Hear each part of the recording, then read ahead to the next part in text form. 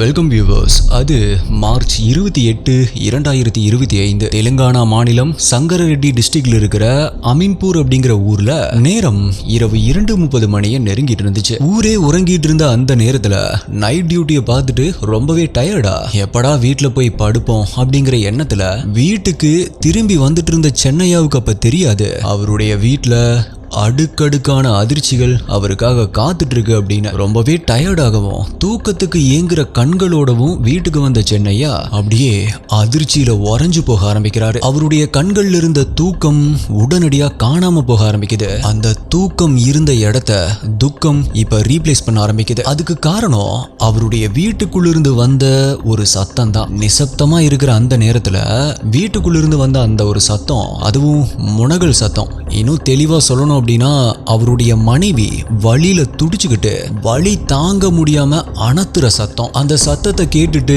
அதிர்ச்சி அடைஞ்ச சென்னையா உடனடியா அங்க படுத்துட்டு இருந்த தன்னுடைய மனைவியுடைய பக்கத்துல போய் பாக்குறாரு. வயித்தை புடிச்சுக்கிட்டு வலி தாங்க முடியலையே அப்படின்னு துடிச்சிட்டு இருந்த தன்னுடைய மனைவி கிட்ட பதட்டத்தோட என்ன நடந்துச்சு அப்படின்னு கேட்க ஆரம்பிக்கிறாரு. அவங்களும் திக்கி திணறி திடீர்னு வயிறு வலிக்க ஆரம்பிச்சிருச்சு, என்னால வலியை தாங்க முடியல அப்படின்னு சொல்ல ஆரம்பிக்கிறாங்க. இதுக்கு முன்னாடி இது போல ஆனது இல்லையே, திடீர்னு எப்படி இப்படி ஆச்சு அப்படின்னு புரியாம தவிச்ச சென்னையா உடனடியா அவங்கள ஹாஸ்பிட்டலுக்கு கொண்டு போறதுதான் பெட்டர் அப்படிங்கிற ஒரு முடிவுக்கு வராரு. அந்த அர்த்த ராத்திரியில அவங்கள எப்படி ஹாஸ்பிட்டலுக்கு கூட்டிட்டு போறது அப்படின்னு தெரியாம தவிச்ச அவரு உடனடியா அக்கம் பக்கத்துல இருக்கிறவங்க கிட்ட ஹெல்ப் கேட்க ஆரம்பிக்கிறாரு. அப்படி வந்த அவங்களுமே அவருடைய ஒய்ஃப் இருக்கிற நிலைமைய பார்த்து உடனே அவங்கள ஹாஸ்பிட்டலுக்கு கொண்டு போக ஆரம்பிக்கிறாங்க. ஆனா அந்த நேரத்திலையும் அவருடைய ஒய்ஃப் சொன்ன ஒரு விஷயம் அந்த மக்களுடைய மனசுல அவங்கள ரொம்பவே உயர்வா நினைக்க வச்சது. அப்படி அவங்க சொன்னது என்ன அப்படின்னா, எனக்கு என்ன ஆனாலும் பரவாயில்ல, முதல்ல என்னுடைய பசங்களுக்கு என்னாச்சு அப்படின்னு பாருங்க அப்படிங்கிறது தான். இது எந்த ஒரு தாயா இருந்தாலுமே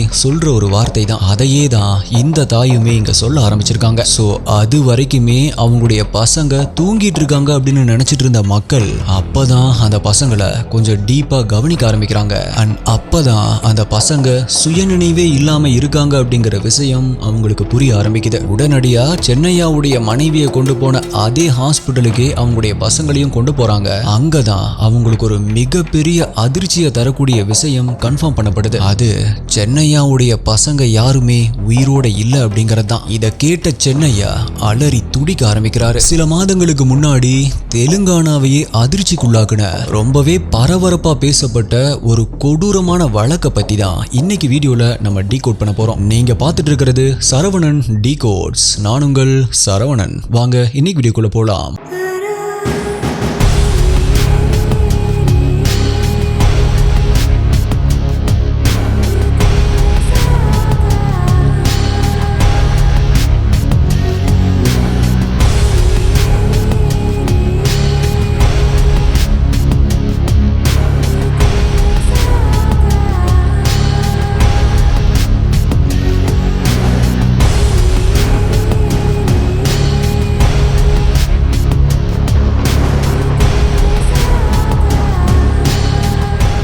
இந்த வீடியோல நான் சொல்ற யூடியூப்ல காமிக்க முடியாத crime scene images, crime scene videos எல்லாமே நம்மளுடைய அஃபீஷியல் டெலிகிராம் குரூப்ல தான் அப்டேட் பண்ணுவோம். யூடியூப்ல கரெக்டா நோட்டிபிகேஷன் கிடைக்காதவங்களுக்கும் அங்க இன்ஸ்டன்டா அப்டேட் கிடைச்சிரும். டெலிகிராம் யூஸ் பண்ணாதவங்களுக்கு வாட்ஸ்அப்ல நம்மளுடைய சேனல் இருக்கு, அங்கேயுமே உங்களுக்கு இன்ஸ்டன்ட் அப்டேட்ஸ் கிடைச்சிரும். நம்மளுடைய அஃபீஷியல் வாட்ஸ்அப் மற்றும் டெலிகிராம் சேனலுடைய லிங்க் டிஸ்கிரிப்ஷன் பின்ட் கமெண்ட்ல கொடுத்திருக்கேன், செக் பண்ணி பாருங்க.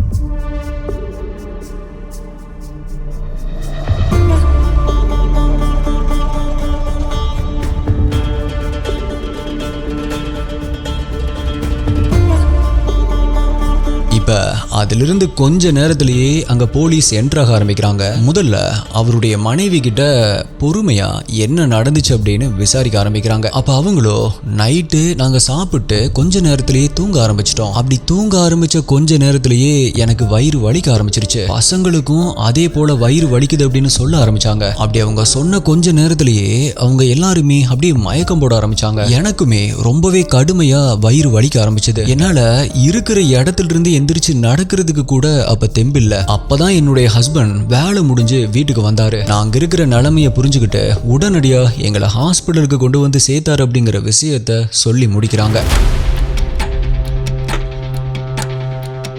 இப்படி அவங்க சொல்லி முடிச்சதும் போலீஸ் அவங்க கிட்ட கேட்ட முதல் கேள்வி நைட்டு எல்லாருமே என்ன சாப்பிட்டீங்க அப்படிங்கிறது தான். அதுக்கு அவங்களோ நாங்க எல்லாருமே தயிர் சாதம் தான் சாப்பிட்டோம் அப்படின்னு சொல்லியிருக்காங்க. எல்லாரும் அப்படின்னா உங்களுடைய ஹஸ்பண்ட் என்ன சாப்பிட்டாரு அப்படின்னு கேட்கும்போது அவருமே தயிர் சாதம் தான் சாப்பிட்டாரு. அப்படி சாப்பிட்டு தான் நைட்டு வேலைக்கு போனார் அப்படிங்கிற விஷயத்த ரிவீல் பண்றாங்க. நைட்டு வீட்டுல இருந்த எல்லாருமே தயிர் சாதம் தான் சாப்பிட்டுருக்காங்க. அதை சாப்பிட்ட சின்ன பசங்க இறந்தே போயிட்டாங்க. இன்னும் ஒரு உயிர் இழுத்துட்டு இருக்கு. ஆனா சென்னையா மட்டும் எந்த ஒரு பாதிப்புமே இல்லாம அப்படியே இருக்காரு அப்படிங்கிற விஷயம் போலீஸ்க்கு உறுத்த ஆரம்பிச்சது. சோ உடனடியா அவரை கஸ்டடியில் எடுத்து விசாரிக்க ஆரம்பிக்கிறாங்க. அது மட்டும் இல்ல, இந்த கேஸ்ல சென்னையாவுடைய மனைவி கொடுத்த ஒரு ஸ்டேட்மெண்ட் தான் உண்மையை இந்த உலகத்துக்கே வெளிச்சம் போட்டு காட்ட ஆரம்பிச்சது. இப்ப நம்ம இந்த கேஸுடைய டீடைல்ஸ்குள்ள போறதுக்கு முன்னாடி இது இந்த கேஸா மாறுறதுக்கு காரணமான ஒரு முக்கியமான இன்சிடென்ட்டை பார்த்துட்டு வந்துடலாம். அது அக்டோபர் மாதம் 2024 வருடம். அதாவது இந்த சம்பவம் நடக்கிறதுக்கு சரியா ஒரு 4-5 மாதங்களுக்கு முன்னாடி தெலுங்கானால இருக்கிற அந்த பழமையான ஸ்கூல் அன்னைக்கு லீவ் நாளா இருந்தாலுமே வீக் டே மாதிரியே ரொம்பவே பரபரப்பா இருந்துச்சு. அதுக்கு காரணம் அன்னைக்கு ஸ்போர்ட்ஸ் டேவோ இல்ல ஆனுவல் டேவோ இல்ல ஓல்டு ஸ்டூடெண்ட்ஸ் உடைய ரீயூனியன் நடந்துட்டு இருந்ததுதான் அந்த பரபரப்புக்கான காரணம். 10th ஸ்டாண்டர்ட் வரைக்குமே ஒன்னா படிச்ச ஸ்டூடெண்ட்ஸ் பல வருடங்களுக்கு பிறகு சந்திக்கும் போது கிடைக்கிற ஆனந்தம், அந்த அளப்பறைகள் எல்லாமே வேற லெவல்ல இருக்கும் இல்லையா? சோ அங்கேயுமே அப்படிதான் இருந்துச்சு. ஆண்கள் பெண்கள் அப்படிங்கிற வித்தியாசமே இல்லாம பல வருடங்கள் கழிச்சு பார்க்கும் பொழுது அவங்களுடைய பெயரையும் அவங்களுடைய பழைய உருவத்தையும் மட்டும் ஞாபகம் வச்சுக்கிட்டு அவங்க மனசுல இருந்த சின்ன பசங்களுடைய உருவத்தை வளர்ந்த வாலிபர்களுடைய உருவத்தோட மேட்ச் பண்ணி அது அவங்க தானா அப்படின்னு கன்ஃபார்ம் பண்ணி அதுல கிடைக்கிற சந்தோஷத்தை என்ஜாய் பண்ணிக்கிட்டு அவங்களுடைய நேரத்தை ரொம்பவே சந்தோஷமா ஸ்பெண்ட் பண்ணிட்டு இருந்தாங்க. அந்த டைம்ல அவங்க முடிவு பண்ணின ஒரு விஷயம் தான், டெக்னாலஜி எவ்வளவோ டெவலப் ஆயிருச்சு. ஸோ இத்தனை வருஷமா டச்சே இல்லாத நம்ம இன்னைக்கு ஒன்று சேர்ந்ததுக்கும் அந்த டெக்னாலஜி தான் காரணம். ஸோ இதை நம்ம கரெக்டா யூஸ் பண்ணிக்கணும். பெருசா ஒன்றும் தேவையில்லை. நமக்கு அப்படின்னு ஒரு வாட்ஸ்அப் குரூப் ஆரம்பிச்சு எல்லாருமே கனெக்டடா இருப்போம் அப்படிங்கிற முடிவோட சந்தோஷமா அன்னைக்கு களைஞ்சு போகவும் ஆரம்பிக்கிறாங்க. ஸோ அன்னைக்கு அவங்க முடிவு பண்ணபடியே ஒரு வாட்ஸ்அப் குரூப் ஆரம்பிச்சு அதுல அவங்க எல்லாருமே சேட் பண்ணி சந்தோஷமா இருக்கவும் ஆரம்பிக்கிறாங்க. அப்பப்ப சந்தர்ப்பம் கிடைக்கும் பொழுது நேர்லயுமே சந்திக்க ஆரம்பிக்கிறாங்க. அதுல ஒரு ஆணும் பெண்ணும் மட்டும் அடிக்கடி சந்திக்க ஆரம்பிக்கிறாங்க. அப்படி சந்திக்கிறது மட்டும் இல்ல, அவங்களுடைய மனசோட மனசும் உடலோட உடலும் உரச ஆரம்பிக்குது. பட் அதுல ஒன்றும் தப்பு இல்ல, 2 பேர்த்துக்குமே கல்யாணம் ஆகாம இருந்திருந்தா. பட் இங்க 2 பேருமே மேரிட். சோ அது ஒரு திருமணம் கடந்த உறவா தொடர ஆரம்பிச்சிருக்கு. அதுதான் நான் இன்ட்ரோல சொன்ன சம்பவம் நடக்கிறதுக்கும் முக்கியமான காரணமா அமைஞ்சிருக்கு. எதனால அந்த சம்பவம் நடந்துச்சு அப்படின்னு சொல்லிட்டேன். இப்ப அந்த சம்பவம் எப்படி நடந்துச்சு, யாரால நடந்துச்சு அப்படிங்கிற விஷயங்களை பார்த்துடலாம். நைட்டு தயிர் சாப்பாடு சாப்பிட்டு தூங்க ஆரம்பிச்சதுமே சாப்பிட்ட எல்லாத்துக்குமே வலி மயக்கம் அப்படின்னு வந்துச்சு. ஆனா சென்னையாவுக்கு மட்டும் எதுவுமே ஆகல அப்படின்னு ஏற்கனவே சொல்லியிருந்தேன் இல்லையா?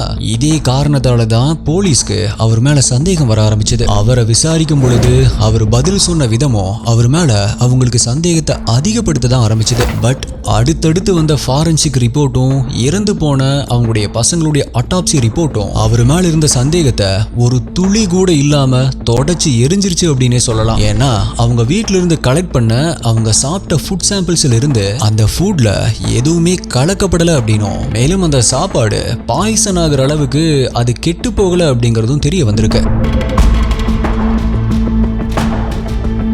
அது மட்டும் இல்ல, அட்டாப்சி ரிப்போர்ட்லயுமே இறந்து போனவங்க பசங்களுடைய உடல்ல பாய்சன் கலந்த உணவு எதுவுமே இல்ல அப்படிங்கறதும் ப்ரூவ் ஆயிருக்கு. அப்படின்னா அந்த பசங்க எப்படி இறந்தாங்க? சென்னையாவுடைய மனைவிக்கு கடுமையான வயிற்று வலி ஏற்பட்டதுக்கு என்ன காரணம்? அப்படிங்கிற ஒரு கேள்வி வருது இல்லையா? இதுக்கு ஒன்ஸ் அந்த பசங்களுடைய மரணம் ஃபுட் பாய்சன் ஆனதாலேயோ இல்ல ஃபுட் பாய்சன் ஆக்கப்பட்டதாலேயோ ஏற்பட்டது இல்ல அப்படிங்கிற விஷயம் தெரிஞ்சதுமே போலீஸுடைய சந்தேகம் சாப்பிட்டதுக்கு அப்புறமா வயிறு வலிச்சுது அப்படின்னு சொன்ன சென்னையாவுடைய மனைவி மேல திரும்ப ஆரம்பிச்சது. போலீஸ் அவங்கள முறையா விசாரிக்க ஆரம்பிச்சதும் சாப்பிட்டதுக்கு அப்புறமா வயிற்று வலி அப்படின்னு சொல்லி ஹாஸ்பிட்டல் அட்மிட் ஆன அந்த லேடி வார்த்தைகளை வாக்கு மூலமா மாத்தி வாந்தி எடுக்க ஆரம்பிச்சா. அப்படி போலீஸ் கிட்ட அவ கொடுத்த ஸ்டேட்மெண்ட் மூலமா தெரிய வந்த தகவல்கள் இதுதான்.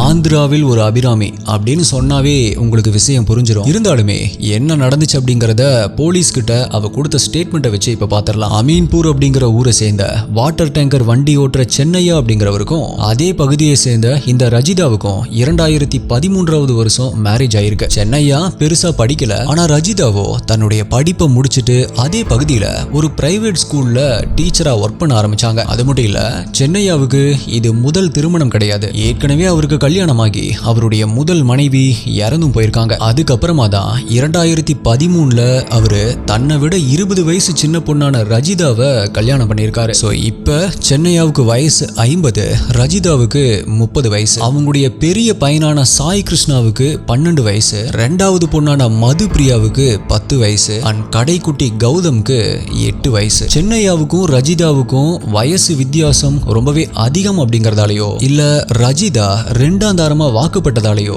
அதுவும் இல்ல அப்படின்னா சென்னையா படிக்காதவர் அப்படிங்கறதாலேயோ என்னவோ, கல்யாணம் ஆனதுல இருந்தே 2 பேருக்குமே எந்த ஒரு விதத்திலயுமே ஒத்து போகவே இல்ல. எப்ப பார்த்தாலுமே சண்டை போட்டுட்டே தான் இருந்திருக்காங்க. லைஃப் இப்படி போயிட்டு இருக்கும் பொழுதுதான் இந்த சம்பவம் நடக்கிறதுக்கு அப்ராக்சிமேட்டா ஒரு 6 மாசத்துக்கு முன்னாடி ரஜிதாவுடைய ஸ்கூல் ரீயூனியன் நடந்திருக்கு. நான் இதை பத்தி சொல்லும் பொழுது யாரெல்லாம் கில்லர் சென்னையாவா இருப்பாரு அப்படின்னு சந்தேகப்பட்டீங்க அப்படிங்கறத கீழே கமெண்ட்ல சொல்லுங்க. ஸோ இப்ப அந்த ஸ்கூல் ரீயூனியன்ல தன்னுடைய பழைய ஃப்ரெண்ட்ஸை மீட் பண்ண ரஜிதா அவங்க கூட கான்டாக்டை கன்டினியூ பண்ண ஆரம்பிச்சிருக்காங்க. அப்படி அவங்க பழக ஆரம்பிச்ச ஆட்கள்ல ஒருத்தன் தான் சிவகுமார். ஒரு பிரைவேட் கம்பெனில ஒர்க் பண்ணிட்டு இருந்த பிறர் மனைவி பிரியரான சிவகுமாரும் ஏற்கனவே தன்னுடைய குடும்ப வாழ்க்கையில அதிருப்தியில் இருந்த ரஜிதாவும் ஒன்னும் மண்ணுமா பழக ஆரம்பிச்சிருக்காங்க. ஒரு கட்டத்துல ரஜிதா நம்ம 2 பேருமே கல்யாணம் பண்ணிக்கலாமா அப்படின்னு சிவகுமார் கிட்ட கேட்க, அதுக்கு அவனும் உன்னுடைய புருஷனும் பிள்ளைகளும் இருக்கும் பொழுது நம்ம எப்படி கல்யாணம் பண்ணிக்க முடியும் அப்படிங்கிற கேள்விய முன் வச்சிருக்கான். குன்றத்தூர் பிரியாணி அபிராமி கேஸ யாருமே அவ்வளவு சீக்கிரமா மறந்திருக்க மாட்டீங்க அப்படின்னு நினைக்கிறேன். கிட்டத்தட்ட அந்த குன்றத்தூர் அபிராமிக்கும் அந்த பிரியாணி கடையில வேலை செஞ்சவனுக்கும் இடையில என்ன கான்வர்சேஷன்ஸ் நடந்துச்சோ அதே தான் இங்கே நடந்திருக்கு. கடைசியா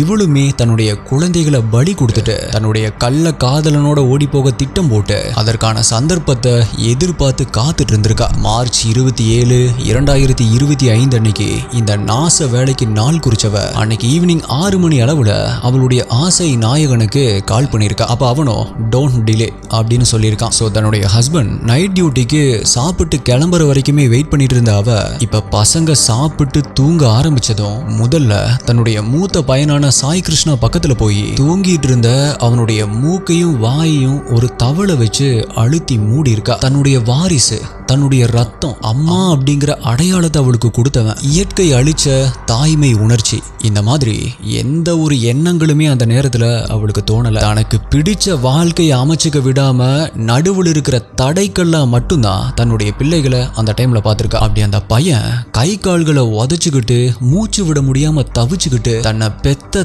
தாய் தான் இப்படி பண்றா அப்படிங்கறத புரிஞ்சுக்கிட்டு எதுக்காக இப்படி பண்றா அப்படின்னு யோசிக்க கூட அவகாசம் இல்லாம அவளை எதிர்த்து போராட கூட முடியாம பரிதாபமா உயிரை விட்டு அந்த காட்சியை பார்த்தும் கூட அவளுக்கு கொஞ்சம் கூட குற்ற உணர்வே வரல.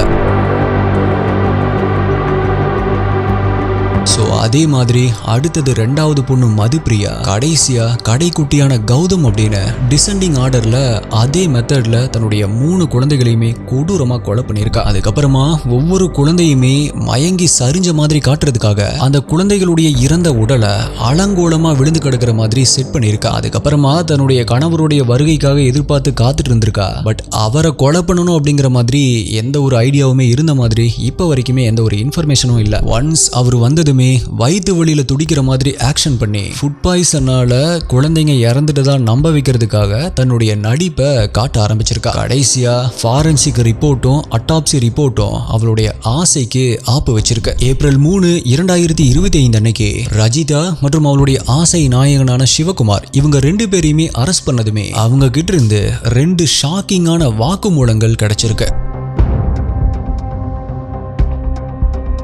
அது என்ன அப்படின்னா, போலீஸ் விசாரிக்கும் பொழுது ரஜிதா என்ன சொல்லியிருக்கா அப்படின்னா, என்னுடைய கணவர் என்னை புரிஞ்சுக்கவே இல்லை, என்னோட வயசுக்கு ஏற்ற மாதிரி அவர் நடந்துக்கவே இல்லை, அதனாலதான் நான் இந்த முடிவை எடுத்தேன் அப்படின்னு சொன்னதாகவும், மேலும் என்னுடைய குழந்தைகளை கொன்னதுல எனக்கு எந்த ஒரு வருத்தமுமே இல்லை அப்படின்னு அவ சொல்லியிருக்கா. எப்ப குழந்தைகள் ஒருத்தங்களுடைய விருப்பங்களுக்கு தடையா இருக்காங்க அப்படின்னு ஒரு தாய் நினைக்கிறாங்களோ அந்த இடத்திலேயே அந்த தாய்மை உணர்வு செத்து போகுது. அதே மாதிரி அந்த கள்ள காதலனான சிவகுமார் என்ன சொல்லியிருக்கான் அப்படின்னா, நான் அவளுடைய புருஷன் மற்றும் குழந்தைகளை விட்டுட்டு வந்தாதான் நான் அவளை கல்யாணம் பண்ணிப்பேன் அப்படின்னு மட்டும்தான் சொன்னேன், அவளை குழந்தைகளை கொல்ல சொல்லியெல்லாம் நான் சொல்லவே இல்லை அப்படின்னு அவன் சொல்லியிருக்கான். ஸோ இப்படி இந்த 2 மாறுபட்ட வாக்குமூலங்களும் இந்த வழக்கை இப்ப இன்னுமே சிக்கலா மாத்திருக்கு.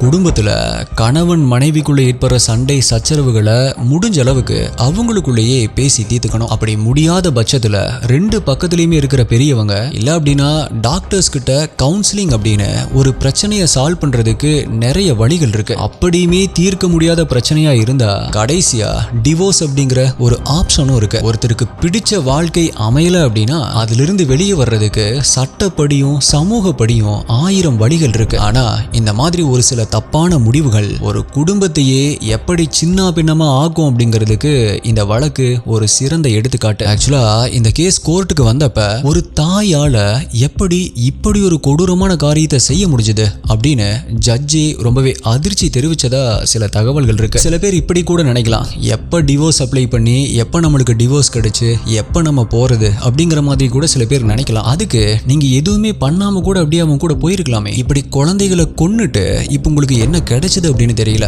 இதெல்லாம் நம்மளுடைய எஸ்டிஐயும் சரி நானும் சரி நம்மளுடைய நிறைய வீடியோஸ்ல நம்ம கேட்டிருக்கோம். பட் ஸ்டில் இது நடந்துட்டே தான் இருக்கு. So my dear STI investigators, அபிராமிக்கும் அவளுடைய ஆசை நாயகனுக்கும் என்ன தண்டனை கிடைச்சதோ அதே தண்டனை தான் இந்த ஈன பிறவிகளுக்கும் கிடைக்கும் அப்படிங்கிற நம்பிக்கையோட இந்த வீடியோவை முடிச்சுக்கிறேன். இந்த வீடியோவை பத்தின உங்களுடைய கருத்துக்களை மறக்காம கீழே கமெண்ட்ல சொல்லுங்க. வீடியோவை இப்போ வரைக்கும் லைக் பண்ணாம பார்த்துட்டு இருந்தீங்க அப்படின்னா வீடியோக்கு ஒரு லைக் கொடுத்துருங்க. ஆல்சோ அடுத்தது என்ன கேஸ் வேணும், என்ன டாபிக்ல வீடியோ வேணும் அப்படிங்கறதையும் கீழே கமெண்ட் பண்ணுங்க. உங்களுடைய பெஸ்டான கமெண்ட் அடுத்த வீடியோல வரும். வேற ஒரு வீடியோல மீட் பண்றேன். நன்றி, பாய்.